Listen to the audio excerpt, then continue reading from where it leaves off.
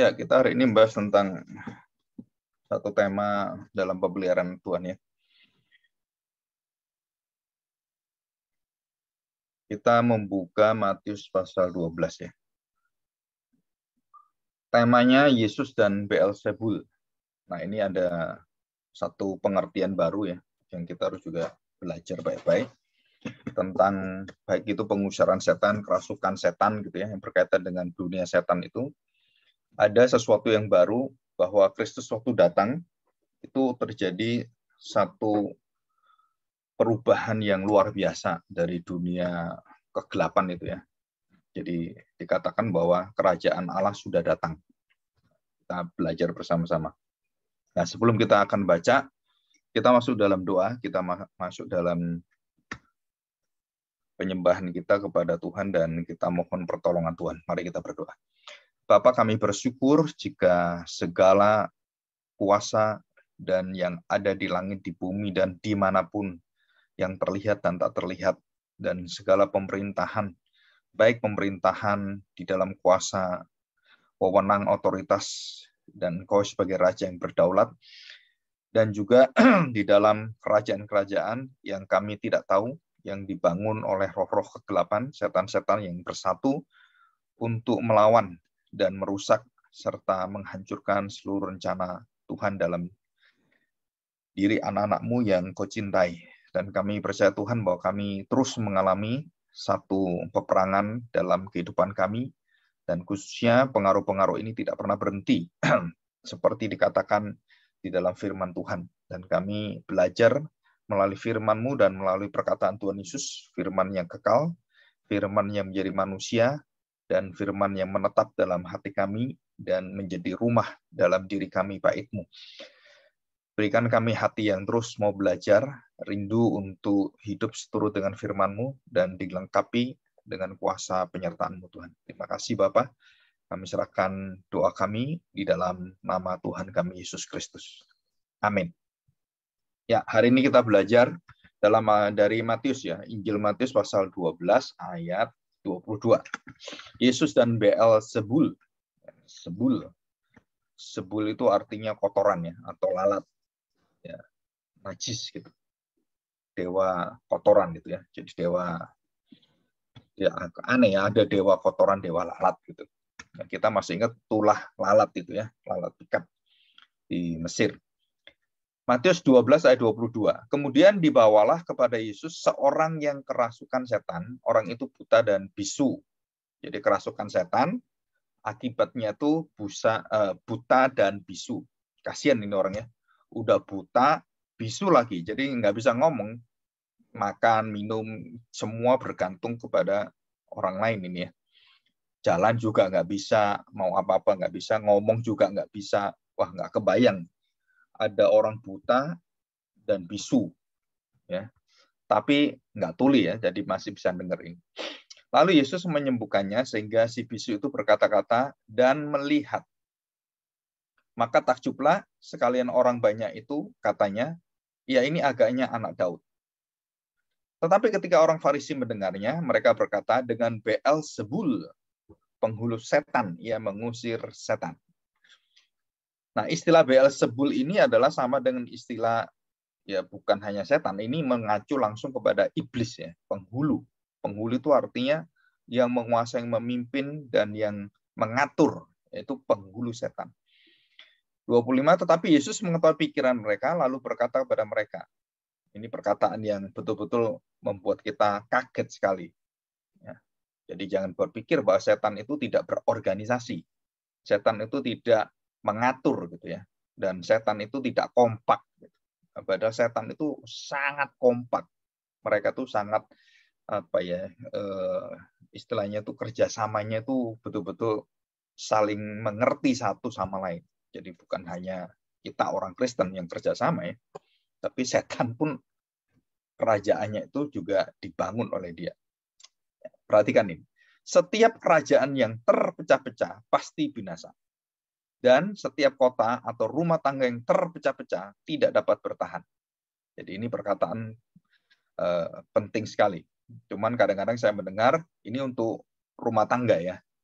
karena ada rumah tangga yang terpecah-pecah, makanya khotbah untuk masa-masa orang pernikahan dan semuanya. Ini sebenarnya bukan khotbah pernikahan, ini khotbah tentang pengusiran setan dan berkaitan dengan roh jahat atau Beelzebul. 26. Demikianlah juga kalau iblis. Nah, jelas kan Beelzebul itu siapa? Tuhan Yesus langsung mengatakan iblis. Mengacu pada satu pribadi, yaitu Lucifer sendiri. Ya. Kalau iblis mengusir iblis, jadi ini roh jahat ya, yang diwakili dengan penghulu setan tadi. Ia pun terbagi-bagi dan melawan dirinya sendiri. Bagaimanakah kerajaannya dapat bertahan? Jadi nggak mungkin iblis itu nggak kerjasama. Jadi kalau dia melakukan apapun itu diatur. Jadi siapa yang ngatur? Ya penghulu setan itu, Lucifer itu. Nah, kenapa bisa diatur? Karena itu semua merupakan satu kenyataan bahwa iblis diciptakan Allah, itu juga memiliki satu roh Tuhan juga kan. Jadi sama-sama kita di manusia juga dikasih roh Tuhan dan nafas Tuhan. Dan itu bisa mengatur. Cuman mengaturnya bukan untuk Tuhan tapi melawan Tuhan. 27. Jadi jika aku mengusir setan dengan kuasa Beelzebul, dengan kuasa siapakah pengikut-pengikutmu mengusirnya? Jadi orang-orang Farisi itu pengikut-pengikutnya itu juga mengusir setan. Ya, ada kerjaannya juga, ada yang berkaitan dengan dunia-dunia roh itu. Dan mereka juga mengusir setan. Nah, kalau mereka mengusir setan, terus setannya itu siapa gitu. Tetapi jika aku mengusir setan dengan kuasa Beelzebul, dengan kuasa siapakah pengikut-pengikut mengusirnya? Sebab itu merekalah yang akan menjadi hakimu. 28, tetapi jika aku mengusir setan dengan kuasa roh Allah, maka sesungguhnya kerajaan Allah sudah datang padamu. Nah, ini perkataan penting ya. Tetapi jika aku mengusir setan, nah, jadi siapa ini? Anak Allah ini kan, Mesias ini kan, yang dijanjikan itu kan. Tetapi jika aku mengusir setan dengan kuasa roh Allah, maka sesungguhnya kerajaan Allah sudah datang kepadamu. Jadi sebelumnya kerajaan Allah ada nggak? Secara historis dan kemudian menguasai dan mengusir setan, nah kita tahu bahwa itu belum pernah terjadi. Nah, salah satu kedatangan kerajaan Kristus, kerajaan Allah itu adalah setan itu diusir, setan itu dikuasai, setan itu dikendalikan, dan setan itu dibinasakan, dikalahkan. Ini salah satu tanda kerajaan Allah datang itu apa? Aku bisa mengusir setan, menyembuhkan orang, dan mengendalikan segala sesuatu, dan kerajaan Allah datang karena rajanya datang. Ya. Atau bagaimanakah orang yang dapat masuk rumah seorang yang kuat dan merampas harta bendanya apabila tidak diikatnya dahulu orang kuat itu? Sesudah diikatnya barulah ia dapat merampok rumah itu. Jadi menguasai dulu, ini istilah dikuasai ya. Jadi kerasukan, dominasi, atau dipengaruhi, dan juga submission itu beda-beda tingkatannya. Jadi kalau kerasukan itu betul-betul hidup kita ini dikendalikan dan kita nggak punya kemauan lagi, itu betul-betul namanya eksorsisme itu ya. Jadi dirasuki setan dan kita nggak bisa apa-apa. Kan ada orang kerasukan setan suaranya beda. Ya itu berarti roh setannya yang jadi beda suaranya. Bisa jadi laki, bisa jadi perempuan. Nah, kita lihat ini ya. Dikatakan ayat 30, siapa yang tidak bersama aku, ia melawan aku, dan siapa yang tidak mengumpulkan bersama aku, ia mencerai-beraikan. Sebab aku berkata kepadamu, segala dosa dan hujat manusia akan diampuni, tetapi hujat terhadap Roh Kudus tidak akan diampuni. Apabila seorang mengucapkan sesuatu menentang anak manusia, ia akan diampuni. Tetapi jika ia menentang Roh Kudus, ia tidak akan diampuni. Di dunia ini tidak, dan di dunia yang akan datang pun tidak. Nah, jelas ya, baru setelah itu Tuhan Yesus mengatakan kalimat 33, jikalau suatu pohon kamu katakan baik, maka baik pula buahnya. Jikalau suatu pohon kamu katakan tidak baik, dikatakan maka tidak baik pula buahnya. Sebab dari buahnya pohon itu dikenal. Ya. Hai kamu keturunan ular beludak. Nah, ini adalah setan-setan yang kecil, yang ada dipengaruhi oleh penghulu tadi. Dan penghulu tadi mendirikan kerajaannya, mengatur setan-setan, dan mempengaruhi orang-orang yang diatur oleh setan-setan itu. Ya, secara otomatis dipimpin oleh penghulu setan. Nah, siapa itu? Orang Farisi, ahli Taurat, dan orang-orang yang menentang Kristus. Hai kamu keturunan ular beludak. Nah, istilah ular bludak itu ya setan ya sebenarnya. Bagaimanakah kamu dapat mengucapkan hal-hal yang baik sedangkan kamu sendiri jahat? Karena yang diucapkan mulut meluap dari hati. Ya, baru itu artinya pohon baik, buah baik ya. Oke, kita belajar ini. Nah, kemarin kita sudah belajar pada hari Kamis ya, bahwa Tuhan itu bukan hanya Tuhan yang baik dalam arti bahwa Tuhan itu menjadikan kita sehat, terus kemudian mata kita baik, kita nggak sakit. Nah, kita berpikiran seperti itu, anak-anak Tuhan itu harus sehat, baik, dan tidak menderita, tidak bisa jadi miskin, dan kemudian kita berpikir bahwa semua itu yang betul-betul sejahtera dan sehat walafiat, ya, adil dan makmur, gitu kan. Pokoknya itu cita-cita kita lah semua. Dan kita tahu itu semua keinginan manusia, ingin memasuki dunia yang betul-betul indah dan penuh dengan kebahagiaan.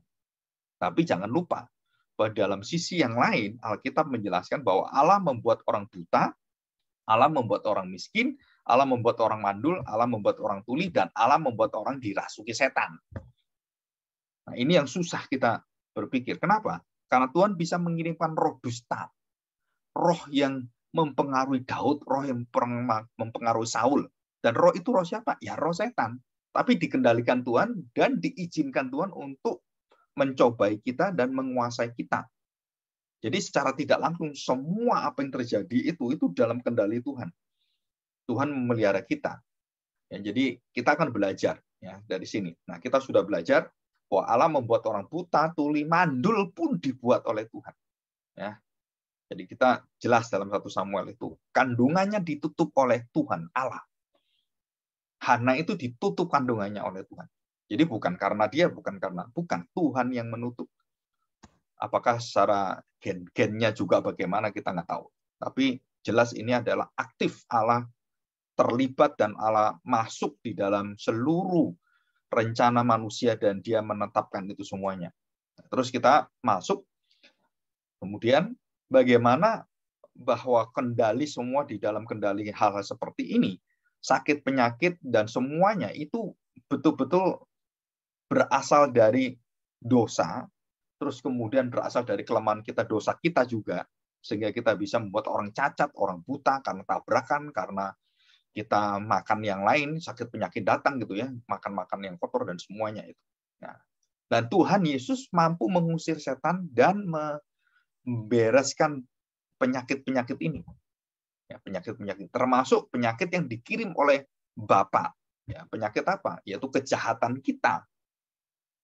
Tuhan mengutuk tanah dan tanah itu akhirnya yang dikutuk oleh Tuhan atau karena dosa manusia ya.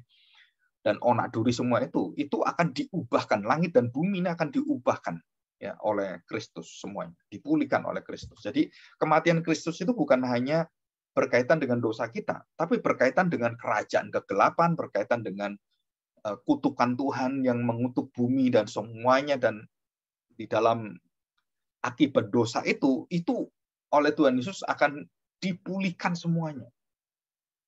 Dan tidak ada satu kekuatan yang bisa memulihkan apa yang sudah Tuhan hukum, Tuhan hancurkan, itu nggak bisa, kecuali ya Tuhan sendiri ya yang bisa memulihkan itu. Nah, kita belajar ini. Nah, kita belajar bahwa segala sakit, penyakit, dan kerasukan, kerusakan apapun itu bisa dikembalikan dan dipulihkan, disembuhkan, dan diampuni oleh Tuhan. Ya, kemudian Tuhan Yesus memberikan kuasa pada murid-muridnya untuk melakukan seperti Dia dan melakukan pengusiran setan, penyembuhan semuanya, dan diberi kuasa itu, diperintahkan, usirlah setan-setan, diperintahkan. Jadi ini rasul ya, yang diutus rasul. Jadi sebenarnya bukan langsung ke kita, tapi ini khusus rasul. Rasul-rasul diutus untuk mengusir setan. Apakah itu juga akan menjadi hak kita mengusir setan? Nah, ini jadi satu pertanyaan. Jadi kita memiliki satu kuasa, dan jangankan setan yang mengusir kita gitu ya. Kita mengusir setan. Apa yang terjadi yang Tuhan berikan, janjikan, jaminkan kepada kita, bahwa Tuhan sudah memberikan Roh Kudus, sudah memberikan meterai darah Kristus, maka secara otomatis kita ini memiliki kuasa yang tidak bisa dikalahkan oleh kuasa roh-roh lain. Karena Roh Kudus itu jauh lebih besar, lebih berkuasa, lebih mengendalikan seluruh roh yang ada. Jadi orang Kristen yang memiliki Roh Kudus, yang menetap dalam hatinya, roh itu tinggal dalam hatinya, tinggal dalam ruang Maha Kudus, dalam hati kita bait Allah, maka tidak akan ada kemungkinan roh ini menguasai Roh Kudus, atau roh setan ngusir Roh Kudus. Ngusir kita bisa gitu ya. Roh setan itu ngusir kita bisa, tapi roh setan mengusir Roh Kudus yang ada dalam diri kita itu tidak mungkin, karena yang terang tidak bisa diusir yang gelap, tapi yang terang bisa mengusir yang gelap. Nah, itu prinsip firman Tuhan. Jadi kita harus hati-hati. Kalau ada orang lupa, itu orang Kristen kok kerasukan, orang Kristen kok seperti ini. Ya memang bisa. Kerasukannya kemana? Kalau cuma dipengaruhi dengan kejahatan, dengan satu semuanya, ya bisa aja. Orang bisa mengalami stres, orang bisa mengalami kemudian sampai bunuh diri. Bisa. Orang Kristen bisa bunuh diri. Bisa, ada kemungkinan itu.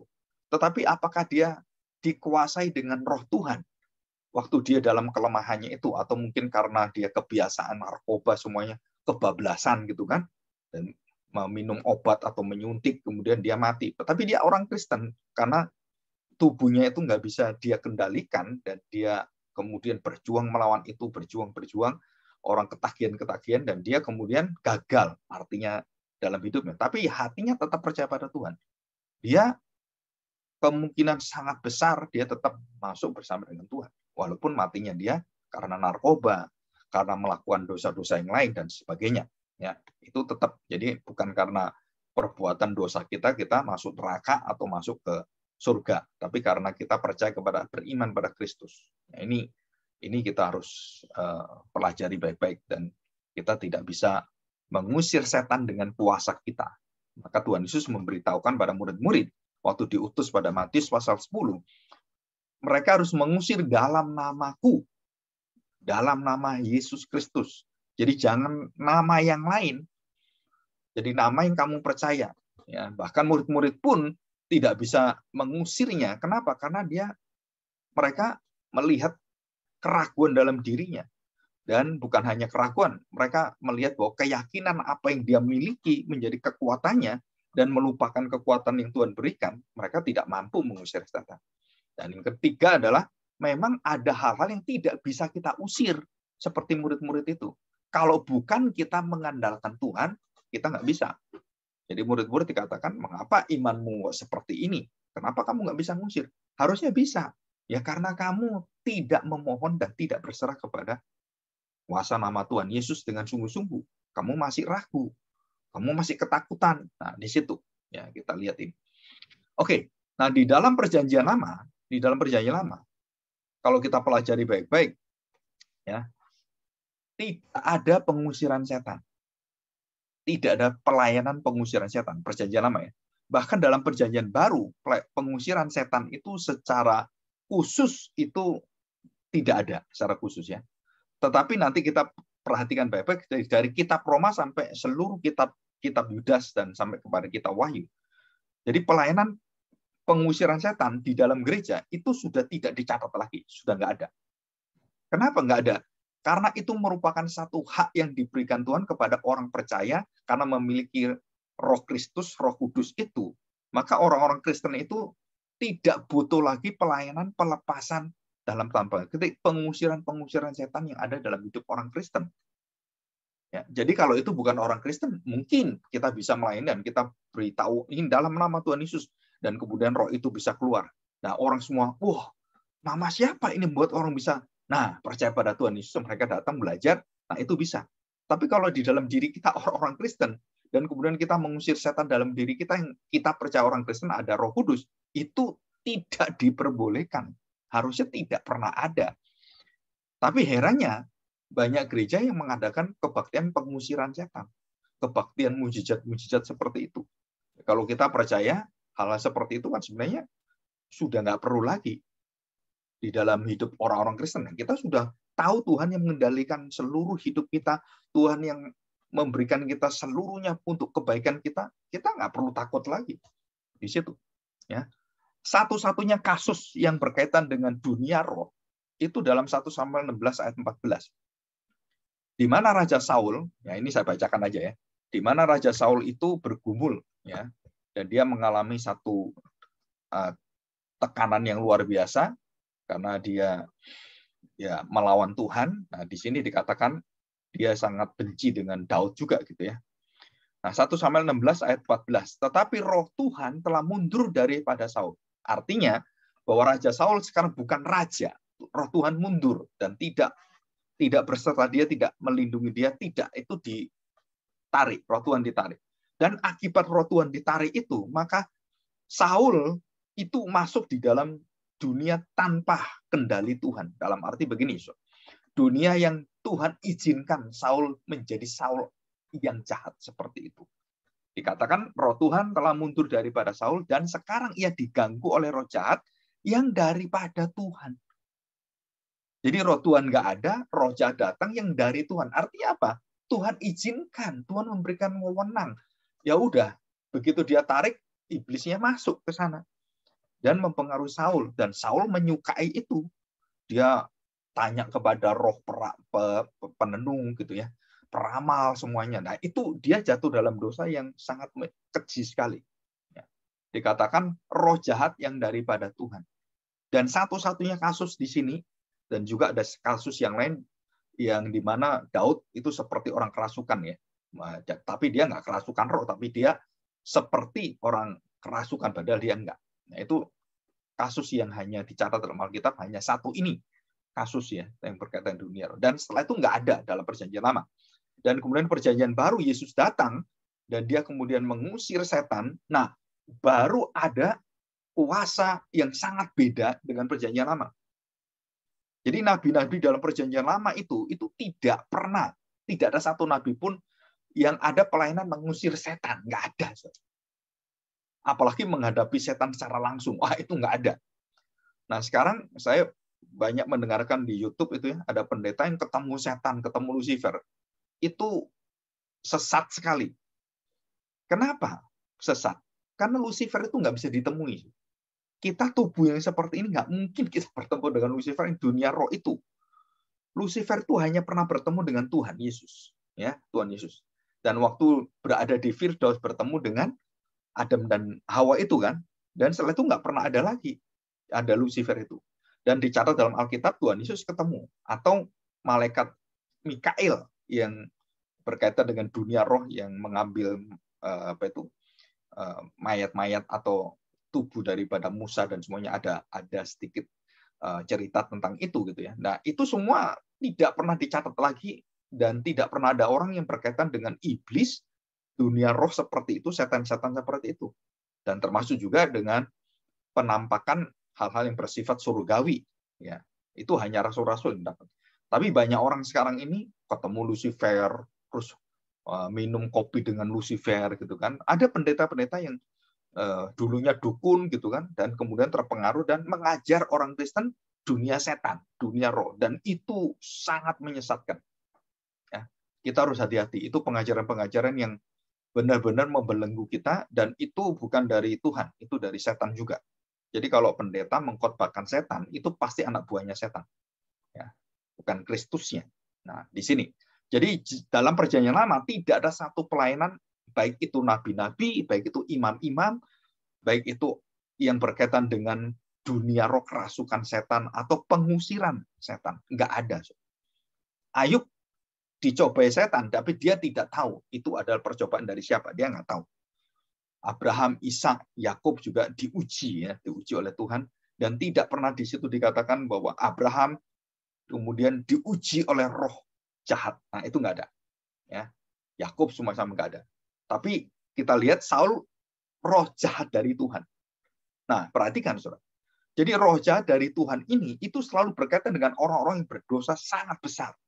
Dan Tuhan Yesus menjelaskan ini tentang roh jahat ini di dalam Matius 12 langsung dikaitkan dengan dusta roh kudus, pendustaan pada roh kudus.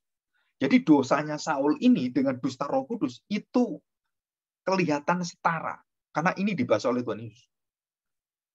Jadi dia mencari arwah, dosa kekejian pada arwah. Tuhan mengatakan itu dunia arwah itu, dunia kekejian. Jadi kalau kita melihat, kalau ada hamba-hamba Tuhan yang berkaitan dengan dunia roh, berbicara dengan dunia roh, dunia orang mati, mengabarkan Injil pada orang mati, itu kekejian bagi Tuhan.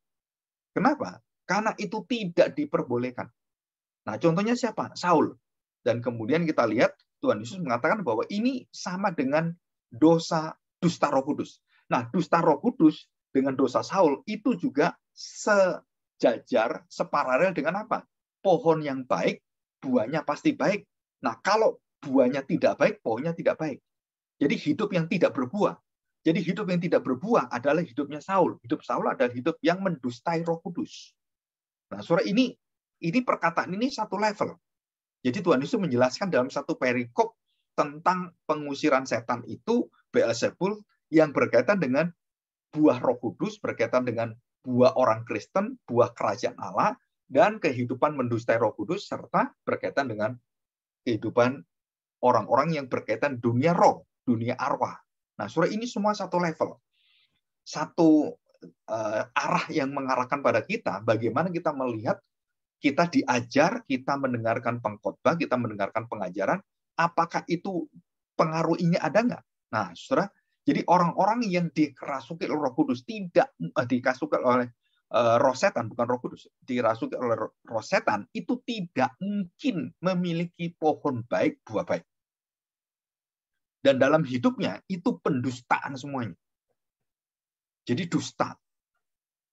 Nah, Tuhan Yesus yang punya kuasa, orang kerasukan ini bisa diusir setannya dan dia sembuhkan penyakitnya. Dan itu hanya Tuhan Yesus. Dan kita bisa diberi kuasa ini, bisa nggak? Bisa. Kalau Tuhan memakai kita, bisa. Dan Tuhan berikan tanda petik, talenta itu bisa nggak? Bisa. Tapi pengusiran setan, saudara, pengusiran setan, itu hak setiap orang percaya. Karena tidak pernah dijelaskan pengusiran setan itu merupakan satu talenta khusus. Dalam talenta-talenta itu tidak dijelaskan secara khusus gitu. Oh, ini orang yang bisa mengusir setan, khusus pendeta pengusir setan gitu. Saudara, itu tidak ada satu jabatan khusus, nggak ada. Dan bahkan Tuhan Yesus mengatakan segala kuasa aku berikan kepadamu dan kamu pergilah. Nah, saudara, diperintahkan oleh Tuhan, usirlah roh-roh setan itu. Jadi kita belajar ini jadi jelas ya. Jadi Matius pasal yang ke-12 itu, ayat yang ke-28, coba saya ulangi ya. Perhatikan. Tetapi jika aku mengusir setan dengan kuasa roh Allah, maka sesungguhnya kerajaan Allah sudah datang padamu. Jadi sudah datang kerajaan apa? Karena kerajaan Allah tidak dikuasai oleh kerajaan setan, tidak dikuasai oleh iblis, penghulu setan. Dan kalau aku melakukannya, bukan aku berasal dari setan. Kalau aku nggak ngusir setan, kok aku setan? Nggak mungkin setan ngusir setan. Setan ngusir Tuhan.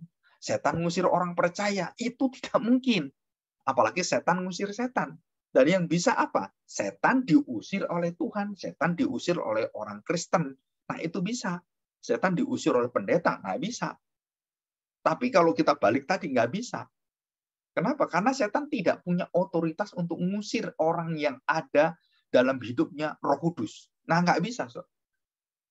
Jadi Tuhan Yesus memberikan perintah, usirlah, itu artinya kuasa. Usirlah dalam namaku, dalam nama Tuhan Yesus, keluar kamu, pergi kamu. Dan pergi, atau pergi kemana kan? Udah pokoknya pergi, diurus Tuhan itu. Nah, kuasa ini adalah kuasa yang menyertai setiap orang percaya. Kuasa yang tidak bisa dikuasai oleh roh kejahatan, oleh roh-roh setan itu. Kenapa? Karena dari kita dijamin, kita dimeteraikan oleh Roh Kudus, dan bukan hanya Roh Kudus memeteraikan kita dengan darah Yesus, Roh Kudus juga menjadi jaminannya tinggal bersama dengan kita. Ya, nah ini nanti kita masuk ke doktrin Roh Kudus, nggak tahu kapan ya. Kita hari Kamis ini. Nah, kita akan belajar lebih rinci, lebih jelas. Oke, kita lanjutkan. Roh jahat dari Tuhan. Nah, perhatikan, saudara. Di dalam Perjanjian Lama ada sesuatu yang sangat mengejutkan. Tentang apa? Tentang bagaimana Tuhan memberikan pada kita satu penjelasan. Ada roh perselisihan, ada roh dusta, ada roh kekacauan, ada roh tidur nyenyak, ada roh yang memberikan kita semangat menjadi jahat. Kaget juga kita kan? Dan itu semua ada dalam firman Tuhan. Hakim-Hakim pasal 3, 23, pasal 3 ayat 10. Bagaimana dengan Otniel yang waktu itu dipengaruhi Abimelek juga sama. Roh kekacauan Yesaya 19 ayat 14. Roh tidur nyenyak juga kita lihat ada di dalam Yesaya 29 ayat 10. Roh yang memberikan semangat jahat kepada orang-orang yang betul-betul yang akan dibinasakan Tuhan gitu ya. Hakim-Hakim pasal 9 ayat 23. Coba saya baca ya supaya kita mendengarkan ini dan tahu dengan jelas. Maka Allah membangkitkan semangat jahat di antara Abimelek dan warga kota Sikem, sehingga warga kota Sikem itu menjadi tidak setia kepada Abimelek. Jadi mereka menjadi orang-orang yang dikendalikan Tuhan, dan semangat jahat di antara Abimelek dan warga kota Sikem. Jadi semangat jahat dari mana? Dari Tuhan. Jadi kita selalu berpikir begini, wah kita bisa melayani itu, aduh Tuhan terima kasih memberikan saya anugerah, semangat bisa melakukan hal-hal yang baik dan sukacita yang luar biasa. Betul, kita sebagai orang Kristen. Tapi untuk orang yang jahat, orang-orang yang juga, Tuhan mampu juga dan berkuasa mengendalikan dan memberikan roh semangat jahat. Roh dusta, roh perselisihan. Ya, di dalam Hakim-Hakim pasal 3 ayat 23 itu sangat jelas dikatakan demikian. Demikianlah Ehud sampai ke Hakim-Hakim pasal 3 ayat roh perselisihan ya. Dikatakan di situ bahwa ada perselisihan-perselisihan yang terus menjadi satu, kayak orang itu satu yang nggak bisa damai gitu. Terus berdebat, berselisih, dan itu ada ya. Hakim-Hakim pasal 3. Saya bacakan ayat yang ke-10. Roh Tuhan menghinggapi dia dan menghakimi orang Israel. Ia maju berperang, lalu Tuhan menyerahkan Kusyan Rishyataim, Raja Aram, ke dalam tangannya, sehingga ia mengalahkan Kusyan Rishyataim. Roh Tuhan menghinggapi dia dan menghakimi orang Israel. Jadi roh yang menghakimi, yang berasal dari Tuhan. Dan saudara, kalau kita lihat, roh semangat jahat tadi ada, roh perselisihan juga ada, roh dusta juga ada, dan banyak yang lainnya dengan luar biasa dipaparkan dalam firman Tuhan, dan semua dikendalikan oleh Tuhan. Ya, semua dikendalikan oleh Tuhan. Nah, kita lihat sekarang. Tanda bahwa kerajaan Allah itu datang adalah dengan kalahnya kerajaan kegelapan, kerajaan setan, kerajaan jahat. Jadi waktu kerajaan Allah datang, Yesus datang, maka kerajaan kegelapan itu yang menguasai orang dengan kerasukannya, menguasai orang dengan terbelenggu, dengan eksorsismnya, dengan penyakit-penyakit, membuat orang bungkuk, membuat orang buta, membuat orang tuli, dan setan-setan itu yang dalam dunia orang menguasai ini, waktu Yesus datang, semua dilepaskan, semua disembuhkan, semua diusir. Ya, jadi itu jelas sekali. Dan pengusiran itu harus dalam nama Tuhan Yesus. Matius 9 ayat 38. Dan juga Tuhan Yesus mengatakan bahwa ular beludak, pengikut-pengikut orang-orang Farisi ahli Taurat, disebut oleh Tuhan juga berasal dari kerajaan setan. Seperti pengikut-pengikutmu. Di situ. Dan kita tahu bahwa bagaimana Allah memelihara hidup orang percaya dan menjamin kita. Jangan sampai sesuatu yang sudah jelas dijamin janji setia Tuhan, itu kemudian kita ragukan. Seperti murid-murid, akhirnya kita nggak bisa mengalahkan dosa-dosa itu sendiri, kita tidak bisa mengalahkan cobaan dari dunia kegelapan itu. Kenapa? Karena kita meragukannya. Akhirnya kita masuk di dalam hal-hal seperti itu, kita meragukannya. Dan tujuan daripada Kristus yang menguasai segala dunia roh alam semesta itu dijelaskan dalam Lukas pasal 10 ayat yang ke-17. Coba kita baca. Ya. Perhatikan, kembalinya ke-70 murid. Kemudian ke-70 murid itu kembali dengan gembira dan berkata, Tuhan, juga setan-setan takluk kepada kami demi namamu. Bukan demi saya, demi namamu. Nah, apa tujuannya? Tuhan Yesus mengatakan ayat 18. Lalu kata Yesus pada mereka, aku melihat iblis jatuh seperti kilat dari langit. Sesungguhnya aku telah memberikan kuasa kepada kamu untuk menginjak ular dan kalajengking dan kuasa untuk menahan kekuatan musuh, sehingga tidak ada yang akan membahayakan kamu. Namun demikian, janganlah bersukacita karena roh-roh itu takluk kepadamu, tetapi bersukacitalah karena namamu ada terdaftar di surga. Jadi jelas, ada sesuatu tanda, ada suatu pekerjaan Tuhan. Tujuan Tuhan itu apa? Mempreteli, melumpuhkan, dan membinasakan, dan membuang semua kuasa kegelapan. Dan dia berada di sana. Dan dia akan membangun dunia yang baru. Nah, saudara, di sini, jadi janji Tuhan kepada kita itu jelas. Jadi Tuhan melindungi kita, Tuhan menjaga kita, dan roh Tuhan menjamin kita tidak akan ada bisa roh yang bisa masuk karena ada Roh Kudus, dan Roh Kudus tidak bisa dikuasai oleh setan. Apalagi diusir setan. dan dari hati kita keluar Roh Kudus, setannya menguasai kita dan bertata dalam hati kita. Saudara, itu nggak mungkin. Jadi secara kita berpikir, secara biblika, secara Alkitab, secara pikiran yang waras gitu ya, nggak mungkin, saudara. Dan Tuhan Yesus menjelaskan, tidak mungkin Roh Allah itu lebih besar daripada roh setan. Roh setan itu kemudian mengusir Roh Allah dalam diri kita, Roh Kudus dalam diri kita. Nggak bisa.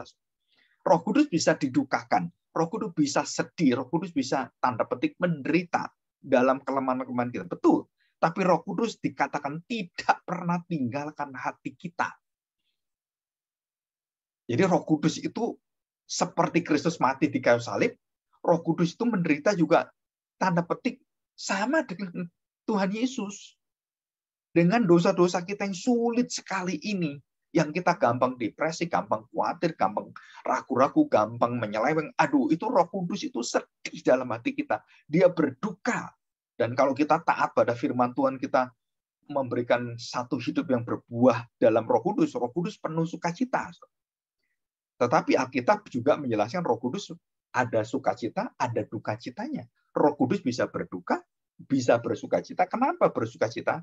Karena satu orang bertobat, Roh Kudus bersukacita. Kita bertobat, Roh Kudus bersukacita.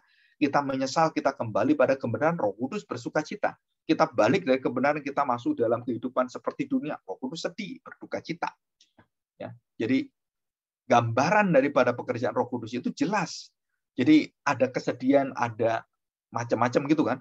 Tetapi ada satu jaminan, Roh Kudus tidak pernah tinggalkan kita selamanya. Saudara, disinilah Roh Kudus inilah, ada satu rahasia lagi ya. Nanti dalam doktrin Roh Kudus ini dibahas. Ada satu rahasia. Bahwa Roh Kudus inilah bukan hanya memelihara kita, bukan hanya bisa membentengi kita terhadap kuasa-kuasa kerasukan setan, pengusiran, dan semuanya itu yang harus kita buang semuanya. Dan Roh Kudus ada dalam seluruh hidup kita, melindungi kita. Saudara, bukan hanya itu. Tapi Roh Kudus yang sama, nah, saudara, ini penting sekali. Sangat penting. Roh Kudus yang sama akan menyertai kita dan menjaga kita dan akan membangkitkan tubuh kita dan roh kita. Saudara, ini yang banyak orang gembar-gembor pengajaran Roh Kudus, Roh Kudus, Roh Kudus. Mereka tidak pernah mengajar pekerjaan Roh Kudus yang teragung adalah membangkitkan Kristus dan membangkitkan kita. Saudara, artinya apa? Bahwa kita tidak dikuasa lagi oleh dunia, kegelapan, dosa, dan seluruh konsekuensi dosa. Dan Roh Kuduslah yang membangkitkan Kristus, sama rohnya membangkitkan Yesus, Roh Kuduslah yang diam dalam hati kita, membangkitkan kita juga. Jadi di akhir zaman itu, Tuhan Yesus memanggil kita dan Roh Kudus itu membangkitkan kita. Seperti Kristus alami, sama seperti kita juga alami. Dan ini satu kisah yang luar biasa sekali. Kita bersyukur di hadapan Tuhan. Ya. Nah, kelemahan-kelemahan kita inilah yang kita harus banyak mohon pada Tuhan, datang dengan kerendahan hati. Nah, kita baca dalam Matius 17 ayat 14 ya. Yesus menyembuhkan seorang anak muda yang sakit ayan. Ya, ini sebagai penutup. Ketika Yesus dan murid-muridnya kembali kepada orang banyak, datanglah seorang mendapatkan Yesus dan menyembah. Katanya, Tuhan, kasihinilah anakku. Ia sakit ayan dan sangat menderita. Ia sering jatuh ke dalam api dan juga sering ke dalam air. Aku sudah membawanya kepada murid-muridmu, tetapi mereka tidak dapat menyembuhkannya. Maka kata Yesus, hai kamu angkatan yang tidak percaya dan yang sesat, berapa lama lagi aku harus tinggal di antara kamu? Berapa lama lagi aku harus sabar terhadap kamu? Bawalah anak itu kemari. Dengan keras Yesus menegur dia, setan ini ya. Lalu keluarlah setan itu daripadanya dan anak itu pun sembuh seketika itu juga. Kemudian murid-murid Yesus datang dan ketika mereka sendirian dengan dia, bertanyalah mereka, mengapa kami tidak dapat mengusir setan itu? Murid-murid itu nggak bisa. Maka murid tanya, kenapa saya nggak bisa ya? Ayat 20, ia berkata pada mereka, karena kamu kurang percaya. Jadi pengkhotbah, pendeta yang ngusir setan, bisa nggak percaya? Bisa. Kenapa bisa? Dan setannya nggak diusir. Dan yang menjadikan nggak bisa siapa? Ya Tuhan sendiri. Ada kuasa yang tidak bisa kamu doakan karena kamu di dalam keraguanmu. Dan ini tidak mempan dengan doamu. Bahkan doa dalam nama pun tidak mempan. Kenapa? Karena kamu dalam dirimu ada keraguan. Saudara, jadi ada penyakit-penyakit yang tidak bisa disembuhkan, tidak bisa diusir. Dan harus kembali kamu kepada Tuhan. Kamu harus kembali kepada berserah pada Tuhan. Dan murid-murid waktu ragu-ragu, waktu tidak percaya, mereka tidak mempersembahkan dan menyerahkan hidupnya kepada Tuhan. Atau paling tidak, meminta tolong pada Tuhan Yesus. Tuhan Yesus ini nggak bisa disembuhkan. Kenapa? Murid-murid diam semuanya. Dan baru orang ini bicara, baru mereka diberitahu oleh Tuhan. Sesungguhnya sekiranya kamu punya iman sebesar biji sawi saja, kamu dapat berkata kepada gunung ini, pindah dari tempat ini ke sana. Maka gunung ini akan pindah dan takkan ada yang mustahil bagimu. Karena kamu sudah menerima kuasa itu. Mengapa kuasa itu tidak bisa berjalan? Karena kamu ada keraguan. Kenapa hidupmu tidak diberkati oleh Tuhan? Banyak hal dalam hidupmu. Karena kamu penuh dengan kekhawatiran. Kamu tidak memikirkan apa yang harus Tuhan pikirkan, kamu tidak menyukai apa yang Tuhan sukai. Saudara, di situ kita menjadi orang yang dikendalikan oleh situasi yang sudah dibentuk oleh kerajaan kegelapan. Dan kita diikat dengan rasa khawatir kita, mungkin rasa penasaran kita, rasa orang itu kehausan kita, ketagihan kita seperti itu, dan kita kesenangan kita dalam dunia. Nah, itu yang mengikat kita semuanya. Disinilah kita akhirnya melihat satu pelayanan yang baru yang ditulis oleh para rasul. Apa itu? Nah, saudara, bukan pengusiran setan, tetapi peperangan rohani. Dan kita harus mau masuk dalam peperangan rohani ini. Saudara, mulai dari kitab Roma sampai Yudas, tidak ada pelayanan pengusiran setan tercatat ya tentang pengusiran setan ini. Tetapi banyak dicatat dalam kitab Efesus semuanya tentang peperangan rohani dan bagaimana kerajaan kegelapan itu terus mengancam dunia kekristenan kita, kerajaan anak-anak Allah ini.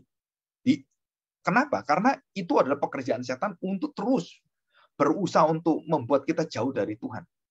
Nah, Efesus pasal 6 ada, Yakobus pasal 4, 1 Petrus pasal 5 8. Jadi seluruh tempat di mana kita ada ini singa atau iblis kerajaan setan itu terus mengaum-ngaum di sekeliling kita dan mau mencaplok semua hidup kita satu persatu. Dan kita dikendalikan oleh dia. Kaki kita, tangan kita, mata kita, telinga kita, perasaan kita. Dan semua itu akan dikendalikan oleh kegelapan ini. Saudara, ini adalah bagaimana saya bisa menguasai diri saya. Maka firman Tuhan mengatakan dalam Efesus pasal 6, kita harus mau mengenakan manusia baru, ketopong yang baru, terus kemudian sabuk yang baru, dan semua yang ada. Nah, kita tutup ini ya.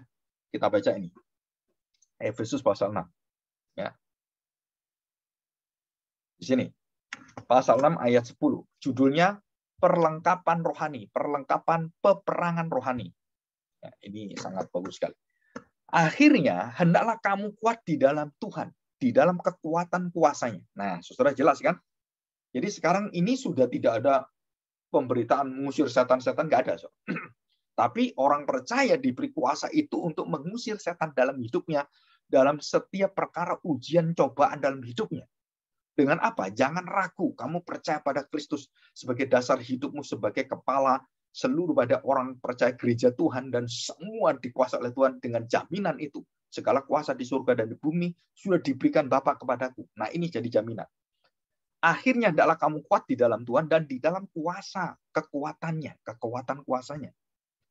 Kenakanlah, nah ini kan perintah ini, kenakanlah seluruh perlengkapan senjata Allah supaya kamu dapat bertahan melawan tipu daya muslihat iblis.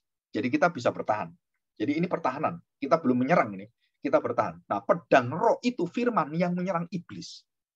Tapi kita diberi perlengkapan untuk mempertahankan seluruh iman kita dengan tanggung jawab kita. Kenakanlah seluruh perlengkapan senjata Allah supaya kamu dapat bertahan melawan tipu muslihat iblis. Karena perjuangan kita bukanlah melawan darah dan daging, tetapi melawan pemerintah-pemerintah, melawan penguasa-penguasa, melawan penghulu-penghulu dunia. Ya, ada penghulu setan, ada penghulu dunia. Yang gelap ini melawan roh-roh jahat yang ada di udara. Sebab itu, Ambillah seluruh perlengkapan senjata Allah supaya kamu dapat mengadakan perlawanan pada hari yang jahat itu dan tetap berdiri sesudah kamu menyelesaikan segala sesuatu. Dan kita dijamin kamu akan tetap berdiri dan finish, semua selesai. Jadi berdirilah tegap, berikat pinggangkan kebenaran, bersabuk kebenaran, dan berbaju sirahkan keadilan. Kakimu berkasutkan kerelaan untuk memberitakan Injil damai sejahtera. Dalam segala keadaan pergunakanlah perisai iman. Sebab dengan perisai itu kamu akan dapat memadamkan semua panah api dari si jahat. Dan terimalah ketopong keselamatan dan pedang roh. Nah, ini pedang untuk nyerang kan? Pedang roh firman Allah itu, yaitu firman Allah untuk menyerang iblis. Jadi bagaimana saya bisa mengusir iblis, menyerang iblis? Saudara, firman Allah. Nah, kalau kita nggak mau belajar firman Allah, kita nggak mau baca firman Allah, kita tidak mau membahas firman Allah, saudara, kita sedang berperang melawan dunia yang tidak kelihatan ini. Apalagi khususnya gereja GPRI gitu ya. Kalau pengurus dan semua pelayan Tuhan tidak menyukai firman Tuhan dan tidak bersekutu dalam persekutuan firman Tuhan, wah, itu pasti, saya katakan pasti, kamu sedang dikuasai dengan dunia-dunia kerajaan kegelapan setan itu. Kenapa? Dalam bisnismu, dalam keinginanmu, kamu akan diikat oleh mereka. Dan saya berdoa supaya kita bisa kembali pada Tuhan. Karena itu semua tanggung jawabnya bukan pada saya, pada setiap jemaat dan pengurus, serta pelayan-pelayan Tuhan, hamba-hamba Tuhan. Itu tanggung jawabmu. Dan berita firman Tuhan sudah semakin jauh, sudah semakin tidak didengarkan. Apa yang kamu dengarkan? Dunia dengan segala kekhawatirannya. Wah, saudara, kita pasti akan hancur. Ya, ayat 18. Dalam segala doa dan permohonan, berdoalah setiap waktu dalam roh dan berjaga-jagalah di dalam doamu itu dengan permohonan yang tak putus-putusnya untuk segala orang kudus. Juga untuk aku, supaya kepadaku, jika aku membuka mulutku, dikaruniakan perkataan yang benar, agar dengan keberanian aku memberitakan rahasia Injil kerajaan Allah ini, yang kulayani sebagai utusan yang dipenjarakan. Berdoalah supaya dengan keberanian aku menyatakannya, sebagaimana seharusnya aku berbicara. Dan ini saya alami dalam pelayanan, dan saya harus berdiri tegak, walaupun dengan resiko apapun. Mau diusir, mau tidak disenang, mau dibenci, mau dikutuki, mau difitnah, tetap berdiri. Kenapa? Karena di situ ada kuasa yang menyertai kita, menegakkan kita. Dan kita tidak mau mendukakan Roh Kudus, tapi kita mau mendukakan orang berdosa supaya bertobat. Dan kita bersukacita karena Roh Kudus membuat kita bisa berduka cita atas dosa kita. Jadi duka cita di dalam dosa itu adalah pekerjaan Roh Kudus. Tidak ada satu orang yang bisa bertobat, berduka cita atas dosanya tanpa pekerjaan Roh Kudus. Kalau kita tidak berduka cita dalam pekerjaan kita, dalam dosa kita, dan kita menyenangi dosa kita, itu adalah kuasa roh kegelapan yang menguasai kita, roh setan. Yang akan menguasai, bukan merasuki ya kalau orang Kristen, yang menguasai kita dan akan membuat hidup kita setengah mati. Dan waktu kita diuji dengan api, seluruh pekerjaan kita itu akan habis semuanya, tinggal iman kita sendiri yang sungguh-sungguh pada Tuhan. Dan kita berdoa supaya kita tidak menjadi orang-orang yang akan dikuasai dengan roh kegelapan. Dan kita sudah dalam Kristus, Roh Kudus sudah di dalam diri kita tidak perlu khawatir, dan perlu dicatat, roh itu berduka cita waktu kita tidak seturut firman Tuhan. Dan roh itu yang akan memberikan kuasa kita membangkitkan manusia roh kita, roh baru kita, untuk melawan dan memakai perlengkapan-perlengkapan itu. Dan kita tidak perlu lagi mengusir setan. Khususnya bagi orang-orang percaya. Orang percaya nggak perlu diusir setannya. Karena kita nggak perlu mengusir.